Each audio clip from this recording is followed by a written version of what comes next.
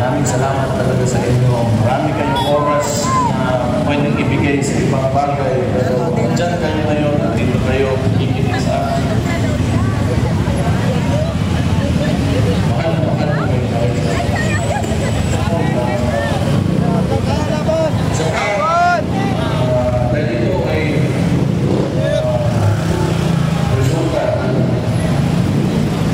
Tingin ko na sobrang politika sa Marcos dahil tingin ko takot talaga sila na tumakbo yung kapatid ko ng 2020 at maraming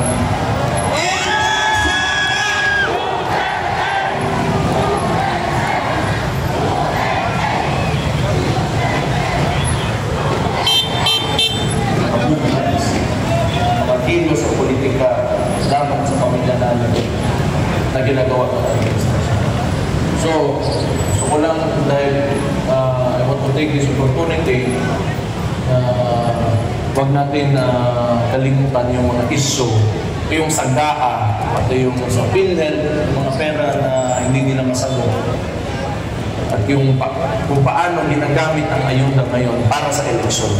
Yun ang mahalaga rin. Hindi natin patuloy na i-question natin at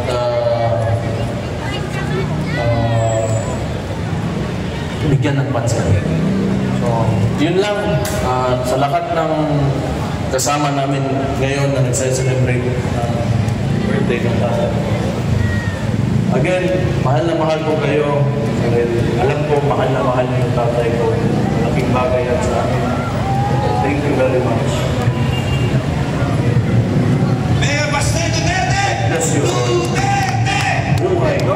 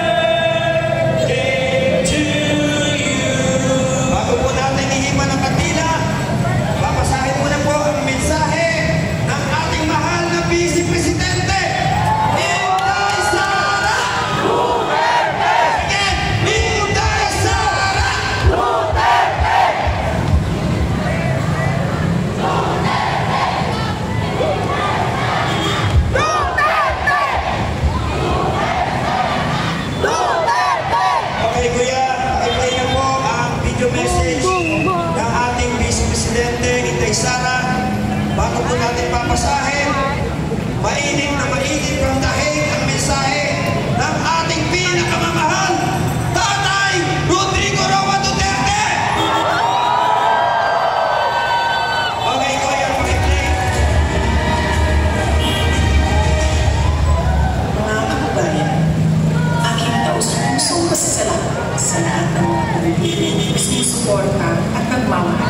dating Pangulong Rodrigo Duterte.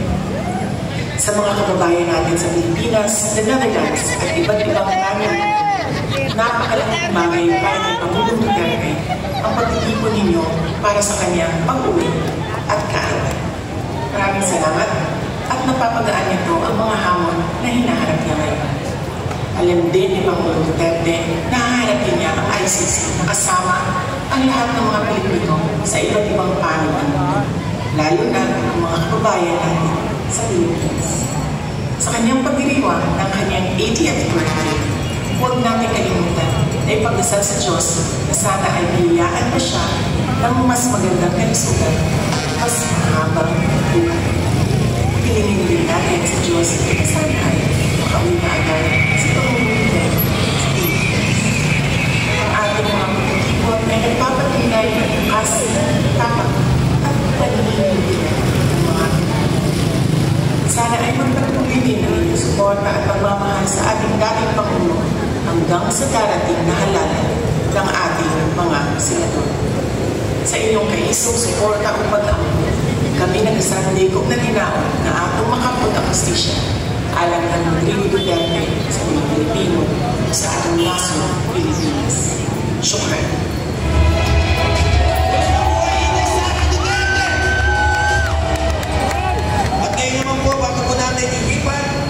Ang ating kandila, pakinggan po natin ang mensahe mismo ng ating Tatay Digong.